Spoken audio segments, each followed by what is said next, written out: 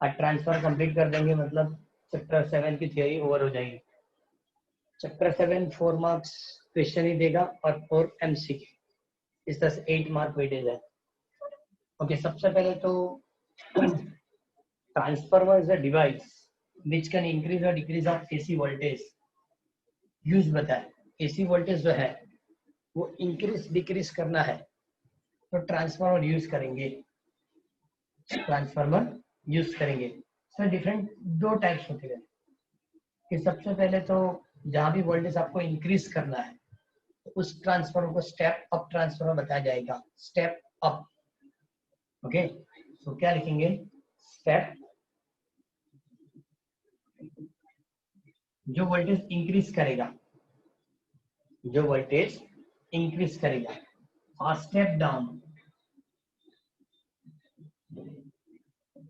वो voltage decrease करेगा। एक सिंपल थिंग है कि रूटीन के अंदर जो आपने चेक किया उसकी बात कर रहा हूँ। पुराने जो टीवी थे बॉक्स वाले, और पुराने बॉक्स वाले टीवी के अंदर मिनिमम 10,000 वोल्ट डीसी चाहिए ट्यूब स्टार्ट होने के लिए। तो प्लग तो आप एसी 220 240 में रखेंगे और वो पोटेंशियल इंक्रीज करके 10,000 ले जाना है, मतलब उस टीवी की ट्यूब के अंदर स्टेप अप ट्रांसफार्मर होगा। लेकिन मोबाइल चार्जर, लैपटॉप चार्जर, कहीं भी नॉर्मली 9 वोल्ट, 12 वोल्ट, 15 वोल्ट या लैब में जो बैटरी है वो सभी के अंदर स्टेप डाउन ट्रांसफर होगा। वो 220 240 वोल्ट को डिक्रीज करके जो भी आते हैं, 3 वोल्ट भी होता है चार्जर, 9 वोल्ट भी होता है, 12 वोल्ट, 15 वोल्ट, तो उस टाइप के पोटेंशियल आपको देगा। उसके लिए आपको स्टेप डाउन यूज करना है। पोटेंशियल इंक्रीज करना है मतलब स्टेप अप, और डिक्रीज करना है मतलब क्या होगा? Step down. डिफरेंट दो टाइप्स है। बाद में उन लोगों ने प्रिंसिपल लिख के दिया, किस प्रिंसिपल में वर्क करेगा। तो transfer work on a principle of the electromagnetic induction, chapter number 6।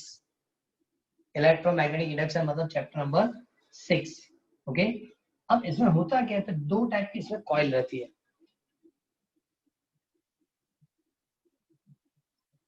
समझ, इस टाइप की मेटालिक प्लेट है,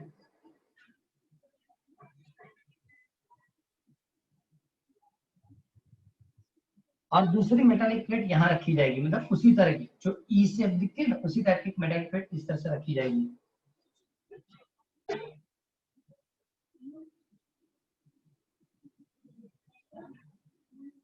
इसका मतलब एक प्लेट इस तरह से हुआ, सेकंड प्लेट इस तरह से हुआ। ओके, नंबर ऑफ प्लेट रखी जाती है और पूरा एक क्यूबॉइड प्रिपेयर किया जाएगा। पूरा एक क्यूबॉइड प्रिपेयर किया जाएगा। इसमें यहाँ जो टर्न्स हम ड्रॉ करेंगे, सपोज मैंने यहाँ टर्न्स ड्रॉ किए और इधर टर्न्स रखे, तो इसको प्राइमरी कॉइल, इसको secondary coil. Number of turns in primary coil is Np, number of turns in secondary coil is called Ns.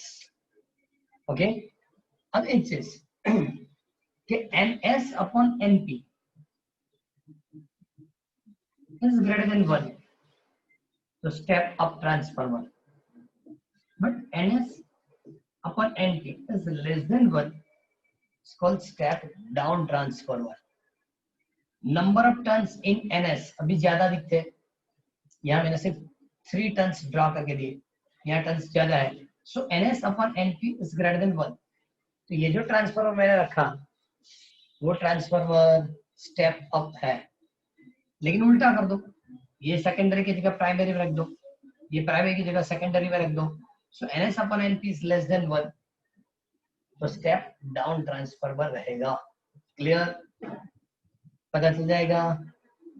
Okay, और एक चीज भी है, एक डेफिनेशन आगे फिर से आएगी, लेकिन अभी बता देता हूँ कि ये जो रेशियो है कौन सा, Ns upon Np, तो लिखेगा इसमें ट्रांसफॉर्मेशन रेशियो, लेमडा करके लिखा जाता है, ट्रांसफॉर्मेशन रेशियो, इसको लेमडा। तो ऐसे भी एमसीक्यू के लेमडा ग्रेटर देन 1 मतलब step up, lambda less than 1 मतलब क्या हो जाएगा? Step down. क्लियर। तो फर्स्ट 29 नंबर क्वेश्चन क्या था? What is a transformer? Write the principle and write its construction. तो पूरा क्यूबॉइड बनाने के लिए डायरेक्ट वो पूरा मेटालिक क्यूबॉइड नहीं रखते, ऐसी नंबर ऑफ, देखो पहले मैंने जो ई शेप बनाया था ऊपर से बनाया था, अब एक अलग से बना रहा हूं इधर से।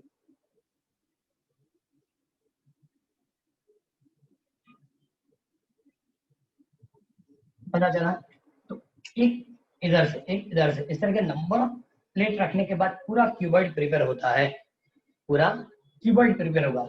और उस क्यूबॉइड के अंदर ऐसे टर्न्स बनाए जाएंगे, मतलब इधर प्राइमरी और उधर सेकेंडरी।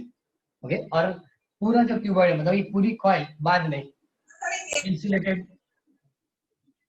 इंसुलेटेड इंसुलेटेड होने के लिए, मतलब इंसुलेट करने के लिए उसको सॉल्यूशन के अंदर रखा जाएगा, मतलब हर लेयर के बीच वो सॉल्यूशन अपने आप स्प्रेड हो जाएगा।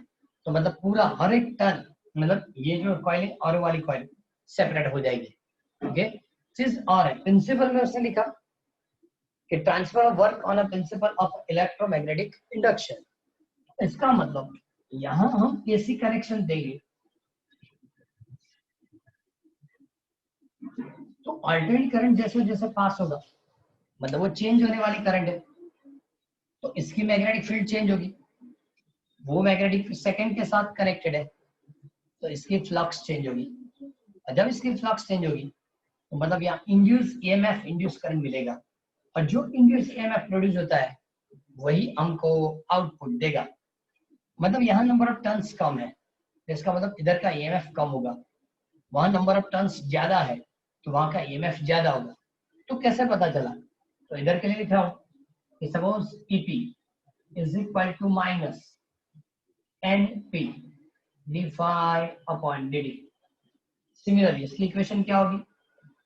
ई S minus N S D phi upon D D. मतलब सपोज यहाँ करंट चेंज करेंगे तो इंड्यूस ईएमएफ वहां प्रोड्यूस होता है, ओके, और उधर करेंगे तो यहाँ प्रोड्यूस होगा, क्लियर। लेकिन हम यहाँ से करंट पास करेंगे उधर फ्लक्स चेंज होगा। ओके, सपोज ये दोनों की रेशियो फाइंड करेंगे, E S upon ET, formula क्या बनेगी? N S upon N P, because minus D phi upon D D वो तो चेंज हो गया, मतलब कैंसल हो जाएगा।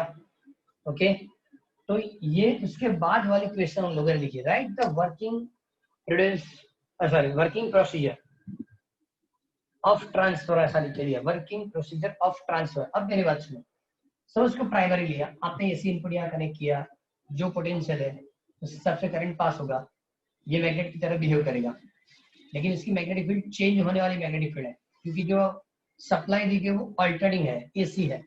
इसका मतलब चेंज वाली मैग्नेटिक फील्ड वहां induce EMF, induce current produce करेगा। ओके, और जो induce EMF, induce current produce होता है तो ई एस अपॉन ईपी, इसको आप इस तरह से भी लिख सकते हैं, potential in secondary, potential in primary.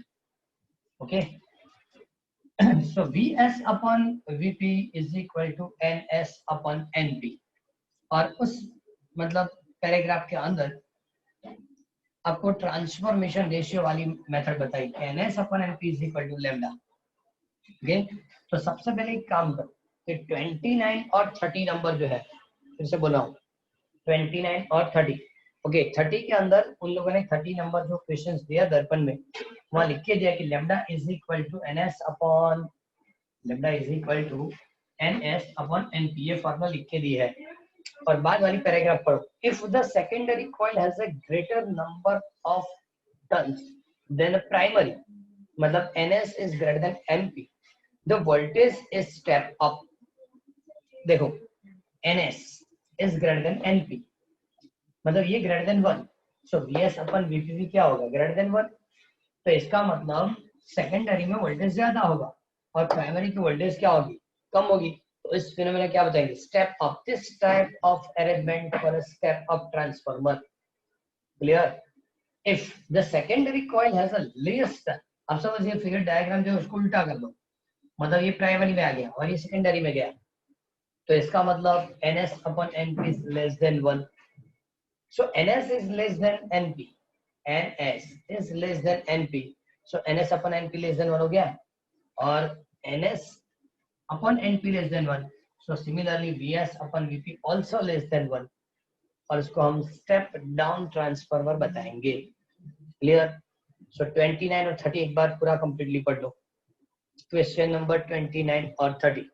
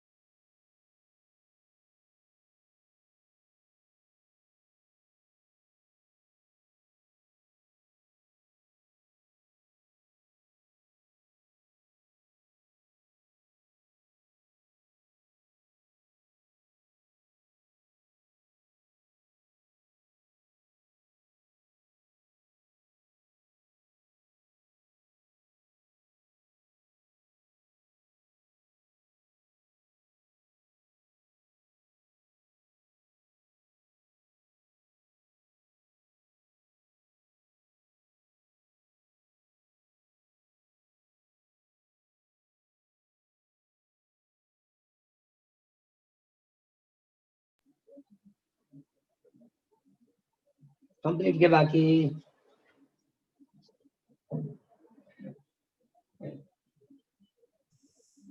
29 और 30 नंबर क्वेश्चन पढ़ना है. सर फिर इसको लोड कैसे देते हैं? लोड मतलब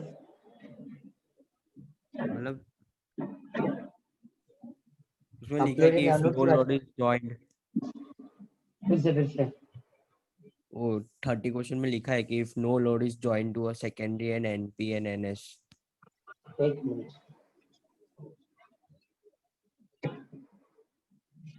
इफ नंबर लास्ट करेगा या पेज सामने 530 में सामने लिखा है वो.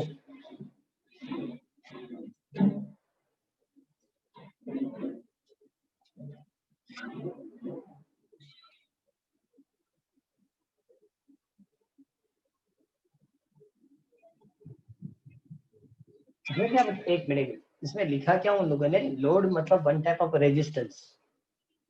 आइडियल ट्रांसफार्मर है तो जितना इनपुट पावर देंगे उतना आपको आउटपुट पावर मिलेगा, इनपुट पावर जितना उतना आउटपुट, आइडियल के लिए बात करो। हाँ, मुझसे भी पूछा है कि जो नॉर्मल रूटीन के अंदर जो ट्रांसफार्मर यूज करते हैं उसकी पावर क्या होती है, तो क्या लिखेंगे, इनपुट से कम। इनपुट से कम इसलिए इनपुट में जो पावर दी जाती है उतनी आउटपुट में नहीं मिलती। आगे एक पूरा क्वेश्चन है कहाँ कहाँ पावर लॉस होता है, अगर पूरा आगे पूरा क्वेश्चन दिया है कहाँ कहाँ पावर लॉस करेगा, due to which reason the energy lost अगर इन द एक्चुअल ट्रांसफार्मर, वो पूरा क्वेश्चन दिया है। तो उसमें क्या, इसका मतलब कि डिफरेंट टाइप ऑफ लोड है, लोड होगा तो इसका मतलब क्या होगा कि if no any load joint to a secondary end NP and NS are the number of turns in a primary, मतलब किसी भी टाइप की लोड रेजिस्टेंस इसके साथ कनेक्टेड नहीं है तब जाके बराबर है कि आप इनपुट आउटपुट पावर इक्वल बता सकते हैं। लोड मतलब वन टाइप ऑफ रेजिस्टेंस, और लोड मतलब क्या होगा कि एज फॉर एग्जांपल की नंबर ऑफ ऐसे क्वेश्चन, अरे सॉरी पॉइंट्स दिए कि जहां लोड मतलब रेजिस्टेंस कनेक्ट नहीं करेंगे फिर भी पावर लॉस होता है, फिर भी पावर क्या होगा, लॉस। तो पावर लॉस के हिसाब से उसमें लोड वर्ड लिखा, if no any load joint, ऐसा। ओके, पहले 30 नंबर सॉरी 29 था, ट्रांसफार्मर क्या है, इसके प्रिंसिपल क्या है, कंस्ट्रक्शन क्या है, वो एक्सप्लेन किया।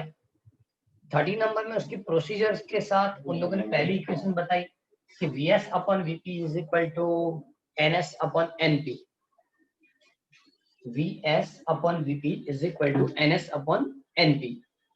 क्यों Ns अपॉन Np पे उन लोगों ने फोकस ज्यादा किया, क्योंकि उसको ही ट्रांसफॉर्मेशन रेशियो बताया जाता है, तो उससे हम एक्सप्लेन कर सकते हैं। लेकिन अभी जो बताया कि for ideal transformer power P is equal to VPIP is equal to VSIS for ideal transfer। Power P equal to V है,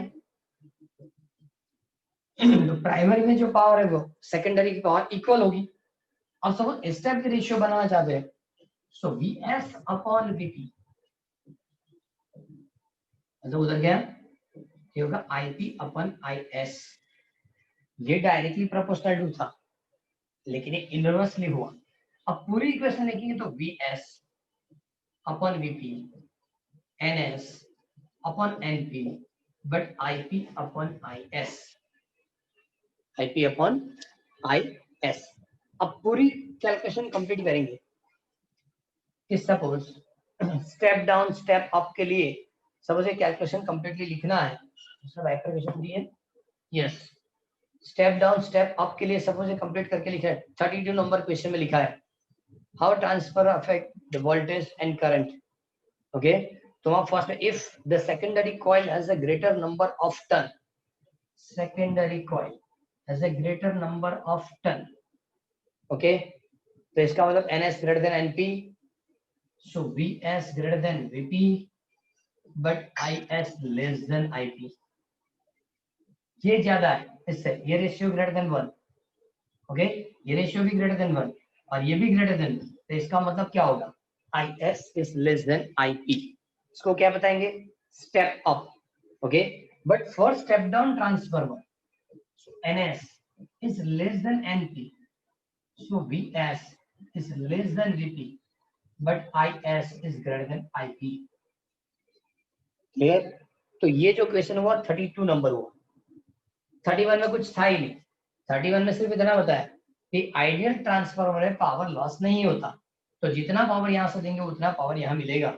तो पावर कितना होगा, VPIP is equal to VSIS, और एक फॉर्मूला मिली कि VS upon VP equal to IP by IS, लेकिन इसके साथ भी कंपेयर करेंगे तो VS upon VP equal to NS upon NP is equal to IP upon IS। सब फ्लक्स के लिए लिख रहा हूं तो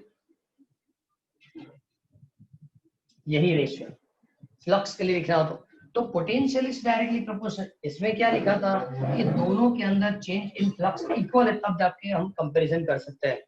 लेकिन सपोज इक्वल नहीं होता तो आप इसको भी phi s upon phi p की तरह लिख सकते हैं, क्योंकि इस इक्वेशन के हिसाब से potential directly proportional to number of turns and potential directly proportional to connected flux भी होता है, तो ऐसे भी ये पॉसिबल है। मेरे ख्याल से ये पॉइंट टेक्स्ट बुक में नहीं लिखा, लेकिन जब एमसीक्यू सॉल्व करते तब वो काम में आता है। जब आप एमसीक्यू सॉल्व करेंगे तब ये वाली रेशियो भी काम में आएगी, लेकिन इससे लिख सकते हैं कि induced EMF is directly proportional to flux. Okay, तो यहाँ तक कंप्लीट होगा। एक काम करो 31 32 पढ़ लो, तो बाद में पॉइंट्स पढ़े। एनर्जी क्यों लॉस होती है, एनर्जी क्यों लॉस होगी। देखो कैलकुलेशन वाली जो पोर्शन है इसमें, कैलकुलेशन वाली पोर्शन वो उन लोगों ने 30, 31 और 32 में दी। एक मतलब उसकी कंस्ट्रक्शन प्रिंसिपल सब 29 में दिया। ओके, मतलब मेन जो कैलकुलेशन पार्ट होगा वो 30, 31 और 32 में है। तो अब 31, 32 एक बार चेक कर लो। सर बोलो। कल एमसीक्यू का टेस्ट होगा। मुझे नहीं पता क्या लिखा था कल लास्ट में, क्यों क्या लिखा है अभी। सर लास्ट क्या में टेस्ट 6 है? चैप्टर के न्यूमेरिकल्स की, और आपने लास्ट वीक बोला था कि न्यूमेरिकल्स खत्म कर देते, फिर कंबाइन 1 2 3 4 5 का टेस्ट लेंगे एमसीक्यू का। बाकी सब आंसर तो चलो वेदांत को परसों क्या 4 बताया था અને भाई, 5 ચેપ્ટરના એમસીક્યू કીધેલા તમે। जल्दी लेफ्ट हो गया इसका मतलब, ऐसा लगता है वेदांत जल्दी लेफ्ट हो गया होगा उस दिन। अरे नहीं सर। हाँ तो बाद में मैंने पूरा लेक्चर के अंदर लास्ट में एक्सप्लेन किया था पूरा, और लिख के दिया है क्या क्या होगा उसके बाद। कौन कौन से चैप्टर होगी भाई, इसको एक बार फिर से बताओ, जिन लोगों ने नहीं सुना और फिर से एक बार पता चल जाए। कल टेस्ट किसकी है? 5, 6 ચેપ્ટર 4 and 5 4 and 5 या 5 6?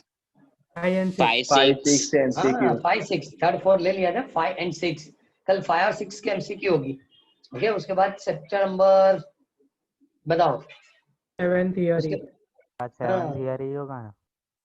7 theory 7 numerical then 7 chapter MCQ, तो शेड्यूल चलेगा।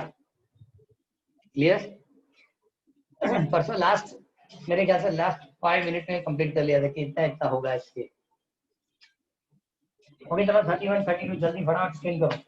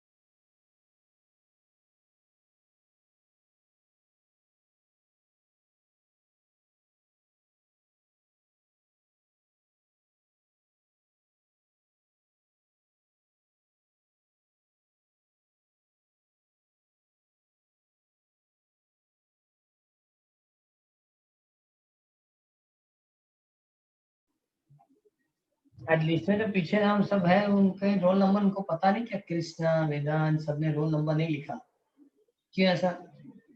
अरुद बता कि आप अपने नाम के आगे रोल नंबर ऐड करो। आप जब होमवर्क भी अभी मैंने चेक किया 2-3 मतलब लास्ट वीक से तो होमवर्क भी बहुत कम लोग कर रहे, कोई बात नहीं, बाद में प्रॉब्लम आएगी। एक बार लिस्ट बना के देंगे, इन लोगों ने होमवर्क नहीं लिखा मतलब 3 टाइम्स लिखो ऐसे, तो वो भी प्रॉपर हो जाएगा। अपने नाम के आगे रोल नंबर लिखो, होमवर्क सबमिट करते वक्त भी अंदर रोल नंबर के साथ, बराबर? तो नेक्स्ट टाइम से जिसने रोल नंबर नहीं लिखा एंटर ही नहीं करूंगा, बराबर? एंटर ही नहीं करेंगे, मीटिंग में एंटर नहीं करेंगे, रोल नंबर लिखो बाद में आना है। हो गया 31 32? Yes sir.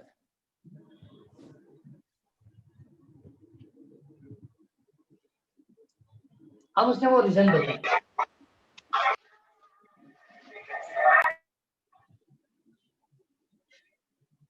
तो दूसरे विधान को क्या हुआ?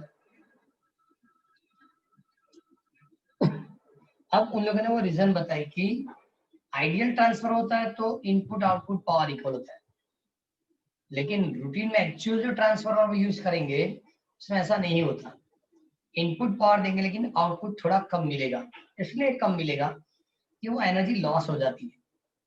तो उन लोगों ने रीजन बताया कि कहाँ कहाँ एनर्जी लॉस होती है, किस मेथड से लॉस होती है, उसकी पूरी उन लोगों ने लिस्ट आउट कंप्लीट करके दी है।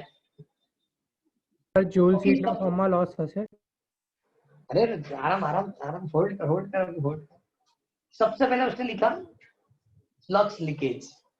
फ्लक्स लीकेज का मतलब तो कहाँ होता है कि सपोज आपने कॉइल वाइंड अप की, ओके, टर्न्स सेपरेट होने चाहिए, फिट होनी चाहिए, लूज वो टर्निंग नहीं रखनी, फिट रखना है।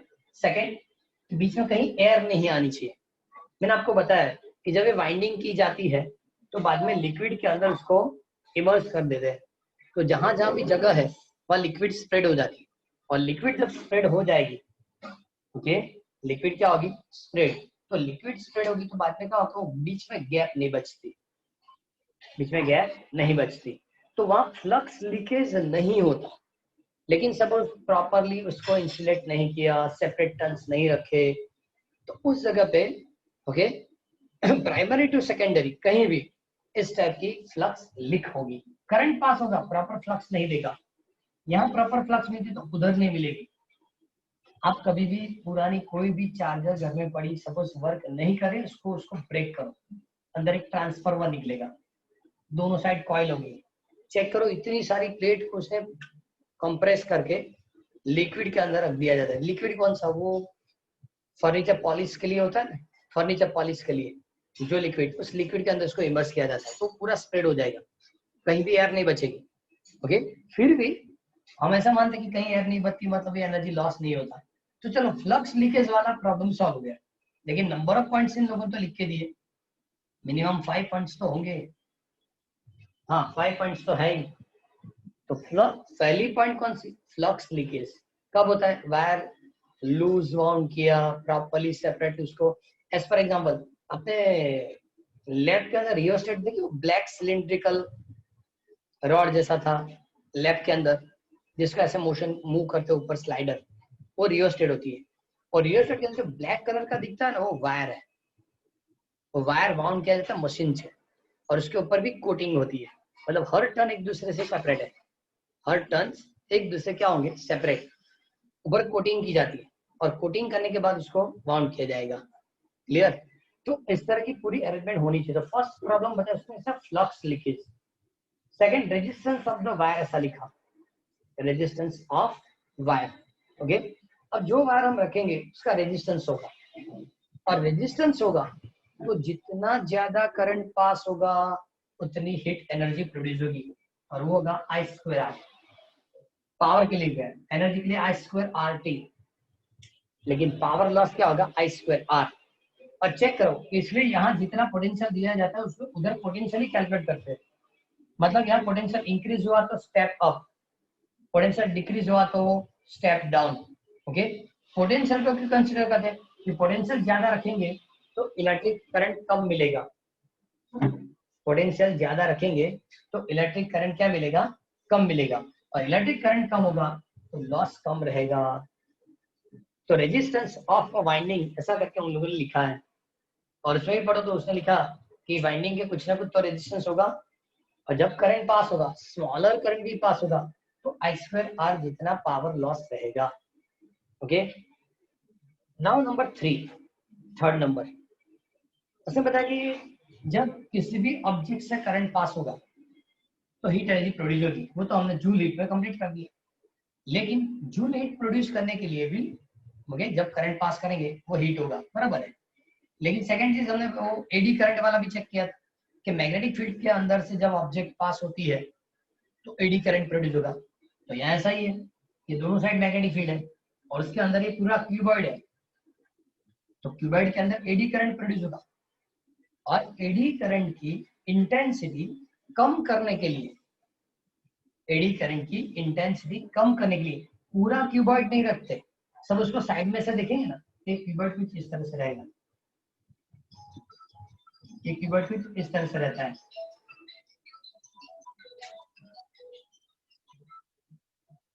तो ये सब प्लेट्स वही है, ये प्लेट्स वही है जो ई शेप में बनाई जाती है और साथ में रखी जाती है। जितनी प्लेट है उतनी प्लेट में वो सेपरेट हो गया। एडी करंट डिक्रीज करने की मेथड बताई थी। एडी करंट डिक्रीज कैसे होगा? दो मेथड थी चैप्टर नंबर 6 में एडी करंट डिक्रीज करने के लिए। क्या क्या लिखा था?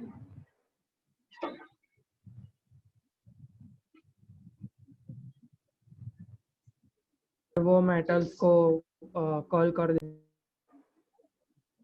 सबसे पहले ऐसा बता कि इसके अंदर स्लॉट कर दो, हॉल बना दो, मतलब पाथ कंप्लीट नहीं होना चाहिए। और सेकंड ऐसा बताया कि आप किसी भी ऑब्जेक्ट को बनाना चाहते हैं तो पूरा ऑब्जेक्ट नहीं, इसको लेयर में बनाओ।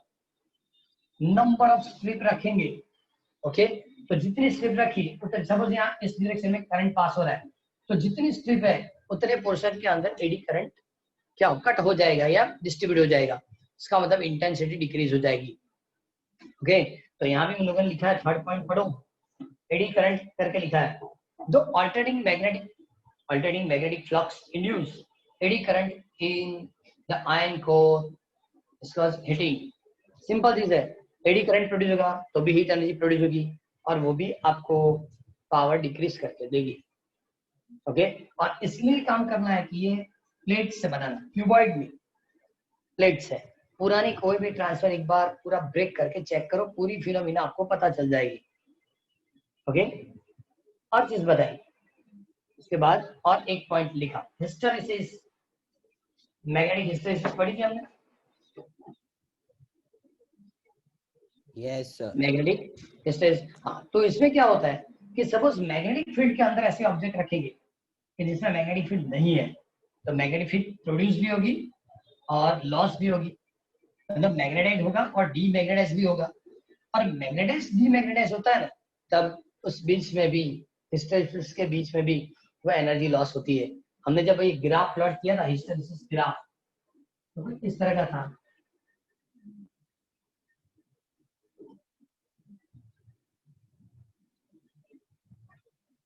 तब बताया कि इस शेप की एरिया क्या होती है, तो एनर्जी लॉस पर साइकिल, एनर्जी लॉस पर साइकिल। लॉस किस फॉर्म में होगी, तो हीट एनर्जी के तौर पे, वहां भी लिखा था एनर्जी लॉस हीट एनर्जी के तौर पे रहेगा, तो वो भी उन लोगों ने लिख के दिया, ओके। उसके बाद वाली स्टेटमेंट पढ़ो, हिस्टेरिसिस में लिखा है the magnetization of the core is repeated reversed by the alternating magnetic field. तो अल्टरनेटिंग मैग्नेटिक फील्ड है मतलब कि मैग्नेटाइज होगा, डीमैग्नेटाइज होगा, मैग्नेटाइज होगा, डीमैग्नेटाइज होगा, ये चेंज होता रहेगा, मतलब चेंज होगा।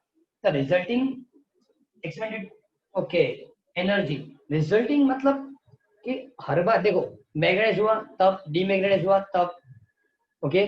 तो एनर्जी स्टोर भी होगा, लॉस भी होगी, दोनों पॉसिबिलिटी है इसमें, दोनों पॉसिबिलिटी है। तो इस कंडीशन के अंदर ये एनर्जी लॉस हो सकते हैं, दोनों बार इक्वल नहीं होगा। एज फॉर एग्जाम्पल पहले एब्जॉर्ब किया और बाद में एमिट किया, तो इक्वल एनर्जी नहीं भी होगी। तो ये दोनों के साइकिल के बीच में, ओके, ये प्रॉब्लम होता है।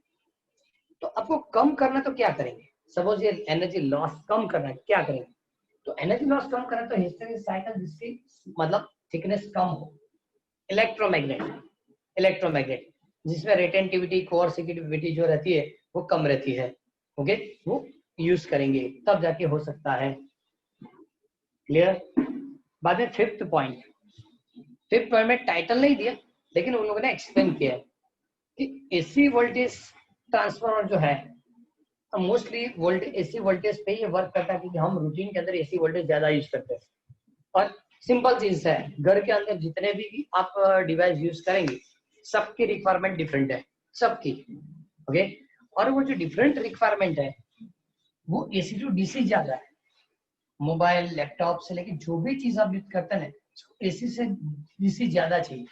तो आज जो हमने पढ़ा वो तो ट्रांसफार्मर क्या करता है, सिर्फ पोटेंशियल डिक्रीज करेगा, पोटेंशियल इंक्रीज करेगा, लेकिन एसी टू डीसी कन्वर्ट नहीं करेगा। हाँ, एसी टू डीसी कैसे कन्वर्ट होता है, वो चैप्टर नंबर 14 सेमीकंडक्टर में डिवाइस है, ओके, जिसको रेक्टिफायर बताया जाता है एसी टू डीसी कन्वर्ट करने के लिए। लेकिन यहाँ सिर्फ इतनी बात करते हैं कि जो पोटेंशियल 220 to 40 वोल्ट दी जाती है वो डिक्रीज कैसे होगी या वो इंक्रीज कैसे होगी, वो डिक्रीज कैसे होगी और इंक्रीज कैसे होगी। ओके, तो उन लोगों का एसी वोल्टेज पे ट्रांसफर ज्यादा से ज्यादा वर्क करता है और हर साइकिल के अंदर उसकी लेंथ इंक्रीज डिक्रीज हो सकती है। हर साइकिल के अंदर इंक्रीज करंट पास होगा, ओके, हीटिंग होगी, थोड़ा बहुत लेंथ इंक्रीज होगा, डिक्रीज होगा, डिपेंड ऑन वो पोटेंशियल और इलेक्ट्रिक करंट। तो आपने कभी चेक किया कि सपोज आप ट्रांसफर, बड़ा सा ट्रांसफर उसके नजदीक से पास आए ना, तो छोटी अंदर से थोड़ी सी आवाज आती है, जैसे वाइब्रेटिंग होता है, ऐसे आवाज आएगी कंटिन्यू। क्यों? हर साइकिल पे उसकी लेंथ इंक्रीज डिक्रीज होती है और ये इंक्रीज डिक्रीज होती है ना, इससे वाइब्रेशन जैसा आता है, आवाज आती है, जैसे अंदर से कुछ आवाज आती हो ना, इस टाइप का आपको सुनाई भी देगा। इस प्रोसेस के अंदर भी इलेक्ट्रिक एनर्जी लॉस होती है। इस प्रोसेस के अंदर जो आवाज आती है, इस प्रोसेस के अंदर एक चीज और भी है, ये आवाज बहुत ज्यादा भी आएगा, ज्यादा भी हीट होगा और नहीं होता, इसलिए ट्रांसफार्मर के अंदर ऑयल भी फिलअप किया जाता है। सिंपल चीज है, आप समझो कि पावर स्टेशन से जो पोटेंशियल वाली लाइन बाहर आती है, पहली लाइन, वो 66,000 किलो 66,000 वोल्ट, दो मेथड से लिखा जाता है, 66 केवी किलो वोल्ट वाली लाइन होती है। बाद में किसी भी डिफरेंट सिटी में कहीं एंटर होते हैं तो 44,000 हो जाता है। ओके, बाद में आगे आगे किसी डिफरेंट एरिया के लिए जो सबस्टेशन बनाए जाते हैं वहाँ 4,000 किलो वोल्ट होता है, मतलब 4,000 वोल्ट। और वहां से निकलने के बाद जो सोसाइटी रहती है, सोसाइटी के बाहर जो डीपी जिसको हम बताया, उसको ट्रांसफार्मर बोलते हैं, वो 400 वोल्ट। और बाद में घर में आएगा तो 220 टू 40 वोल्ट, इतने डिक्रीज करते हैं। लेकिन जो इलेक्ट्रिसिटी ट्रांसमिट होती है, तो इलेक्ट्रिक ट्रांसमिट के लिए वो लोग पोटेंशियल को ही यूज करेंगे। क्यों? पोटेंशियल मतलब आप इंक्रीज करेंगे, इसके हिसाब से ही करंट आपको चेंज मिलेगा, लेकिन करंट ज्यादा इंक्रीज डिक्रीज नहीं होना चाहिए। पोटेंशियल चेंज कर सकते हैं, इससे करंट पे ज्यादा इफेक्ट नहीं आनी चाहिए, क्योंकि करंट ज्यादा इफेक्ट करेगा तो हीट एनर्जी ज्यादा प्रोड्यूस होगी, और हीट एनर्जी ज्यादा प्रोड्यूस हुई तो बाद में तो घर तक इलेक्ट्रिसिटी नहीं आएगी। क्लियर? ओके, तो 5 पॉइंट में पहले फ्लक्स लीकेज बताया, बाद में वाइंडिंग की रेजिस्टेंस बताई, एडी करंट दिया, हिस्टेरेसिस साइकिल, ओके, वो ब्रॉड ज्यादा नहीं होनी चाहिए, वजह ज्यादा लॉस होगा। और ट्रांसफार्मर के अंदर हर साइकिल के वक्त उसकी लेंथ जो है वो इंक्रीज डिक्रीज होती है। ऐसा भी किसी ऑब्जेक्ट की टेम्परेचर इंक्रीज होगी तो एक्सपांड होगा, डिक्रीज होगी तो कंप्रेस होगा।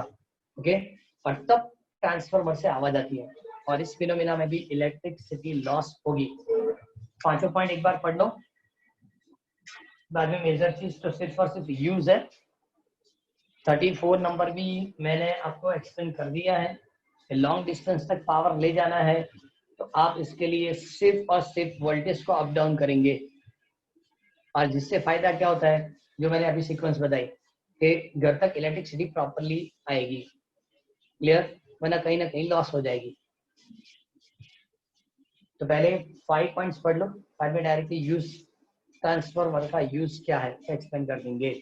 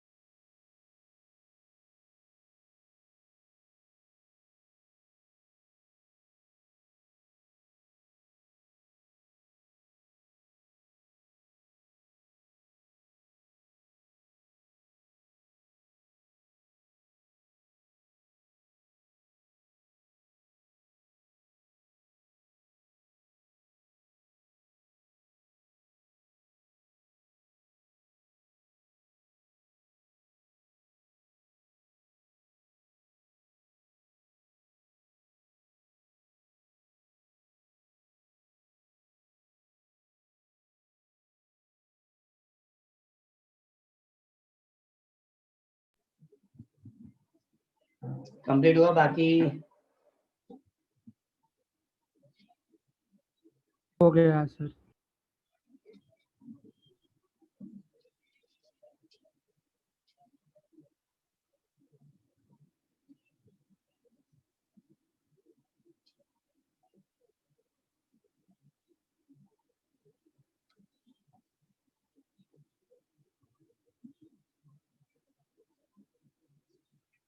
ओके। अब उन लोगों ने right the important use of transformer ऐसा लिख के दिया।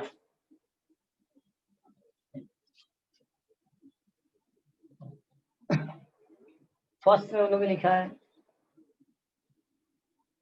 कि वोल्टेज रेगुलेटर की तरह वो लोग रेडियो में सभी जगह इसमें यूज होता है। फॉर एग्जाम्पल इसने क्या, small transfer use in the radio receiver, telephone and loud speaker. Small transfer use in radio receiver, telephone and loud speaker. तो सिंपल चीज है, उसको जितना पोटेंशियल चाहिए उतना प्रोवाइड करना है तो स्टेप डाउन ट्रांसफर तो यूज करना ही पड़ेगा। Okay, radio receiver, telephone, loud speaker, जिसके अंदर ये ट्रांसफर यूज होता है। सेकेंड लिखा, it is use in TV, refrigerator, air condition, computer etcetera and also use in voltage regulator. Voltage regulator कहीं दिखा कि फैन का रेगुलेटर दिखा? वो फैन वाला रेगुलेटर भी वोल्टेज रेगुलेटर है। आप इनपुट पोटेंशियल ज्यादा देंगे फास्ट हो जाएगा, इनपुट पोटेंशियल कम देंगे स्पीड कम हो जाएगी।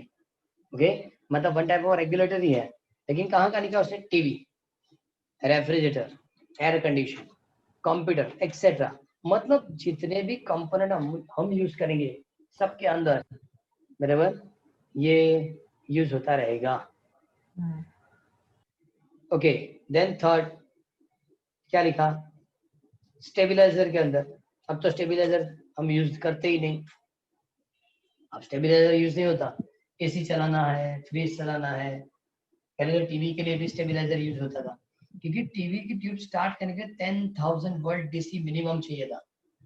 ओके, तब ये स्टेबलाइजर, तो किसी भी इंस्ट्रूमेंट में स्टेबलाइजर यूज नहीं होता। क्यों नहीं होगा? वो 14 चैप्टर में हम एक पैराग्राफ में पढ़ेंगे। ओके, वोल्टेज रेगुलेटर की तरह क्या यूज होता है कि जिससे स्टेबलाइजर अब यूज करने की जरूरत नहीं है। बाद में लिखा फोर्थ करके, step up transformer is used for getting a large electric current for electric welding. Electric welding करना है जब पोटेंशियल डिफरेंस ज्यादा चाहिए, ओके, तो स्टेप अप ट्रांसफर यूज करेंगे। Step down transfer use for melting the metal in heater steam में होता है। इससे अच्छा स्टेप डाउन के लिए तो बहुत सारे यूज आप बता सकते हैं, चार्जर के अंदर बताओ, स्टेप नॉर्मल बैटरी के लिए बताओ, सभी जगह वो स्टेप डाउन ट्रांसफार्मर ही यूज होगा। ठीक है, step up transfer use for producing X-ray. X-ray में बहुत ज्यादा एनर्जी होती है, इसकी पोटेंशियल डिफरेंस भी बहुत ज्यादा रखनी पड़ती है। ओके, पहले एक्सरे टॉपिक की इंपोर्टेंस ज्यादा थी, अब तो एनसीईआरटी बुक में एक्सरे सिर्फ पैराग्राफ में एक्सप्लेन कर दिया। पहले ऐसा था कि हर बार वो जो चैप्टर है उसके अंदर एक्सरे डिवीजन में से एक क्वेश्चन तो आता ही था, लेकिन अब न्यूक्लियर और एटम वाली जब मतलब चैप्टर पढ़ेंगे तो सिर्फ एक पैराग्राफ में एक्सरे खत्म हो जाता है। एक्सरे डिफरेंट टाइप के होते हैं, डिपेंड ऑन टारगेट रहता है, और टारगेट जितना हैवी लेंगे उतना पोटेंशियल डिफरेंस ज्यादा रखना पड़ेगा, और उतना पोटेंशियल क्रिएट करना है, इसका मतलब स्टेप अप ट्रांसफार्मर चाहिए। उसके बाद देखा कि electric energy produce in power station rich the consumer through a transformer. मैंने बताया इस तरह से हर बार स्टेप डाउन ट्रांसफार्मर वो लोग यूज करेंगे। 66,000 to 44,000 to 4,000 400 to 20 to 40। Simple example है ना, घर के नजदीक जहां से वो मेन लाइन आ रही है वो डीपी चेक करो, वो ट्रांसफार्मर है, वो 400 को 440 या 400 उसको 220 to 40 में कन्वर्ट करके देगा। क्लियर? तो ये जो 7 उन्होंने यूज दी वो प्रिपेयर करनी है। तो आज ट्रांसफार्मर की पूरी इंफॉर्मेशन कंप्लीट हो गई, मतलब 7 चैप्टर भी आज कंप्लीट थियरी के हिसाब से। जो बाकी रहेगा न्यूमेरिकल, नेक्स्ट से कंटिन्यू कर देंगे न्यूमेरिकल, पहले इसको पूरा कंप्लीट कर दो बराबर। आज इतना रखो, लेकिन आज होमवर्क में ज्यादा काम होगा, ट्रांसफर के सभी क्वेश्चंस लिखने पड़ेंगे। 29 to 35, 29 to 35 पूरी इंफॉर्मेशन कंप्लीट करते हैं, क्योंकि 2-3 क्वेश्चन मर्ज करने के बाद पूरी इंफॉर्मेशन जो पूछेंगे तो भी 4 मार्क्स ट्रांसफर से मिल सकता है। क्लियर? उसको कंप्लीट कर देंगे। तो आज इतना ही रखेंगे। ट्रांसफर एक बार चेक कर लेना, कल से न्यूमेरिकल सर आज वो जवान तैयारी एक्सरे वाला क्या? पॉइंट एक बार समझा दो ना एक और बार। एक्सरे वाला पॉइंट तो एक्सरे पढ़ेंगे तो एक्सरे इसलिए बताया कि एक्सरे डिफरेंट टाइप के होते हैं। पूरा नहीं पहले आपने कभी एक्सरे मतलब कंप्लीट कराया होगा तो इतना क्लियर नहीं। अब डिजिटल एक्सरे होता है। अब डिजिटल एक्सरे मतलब क्या कि वो टारगेट ऐसा होता है जो हैवी टारगेट है, तो यहाँ से इलेक्ट्रॉन उस टारगेट के साथ कोलाइड होगा। वो इलेक्ट्रॉन जब कोलाइड होता है तो टारगेट से भी इलेक्ट्रॉन क्या करेगा, रिमूव करेगा। टारगेट के अंदर जो ऑर्बिट में इलेक्ट्रॉन है उसको ऑर्बिट से बाहर निकालेंगे। मतलब ऐसे जितने भी इलेक्ट्रॉन है वो एक्सरे की तरह मतलब टारगेट से निकलने के बाद वो एक्सरे प्लेट तक जाएंगे। तो डिफरेंट टारगेट वाला एक्सरे आप यूज करते हैं तो पोटेंशियल डिफरेंस भी डिफरेंट चाहिए। ओके, वहां 40,000 volt 20,000 volt X-ray machine start करने के लिए इतने पोटेंशियल चाहिए। टारगेट कितना पोटेंशियल वाला है।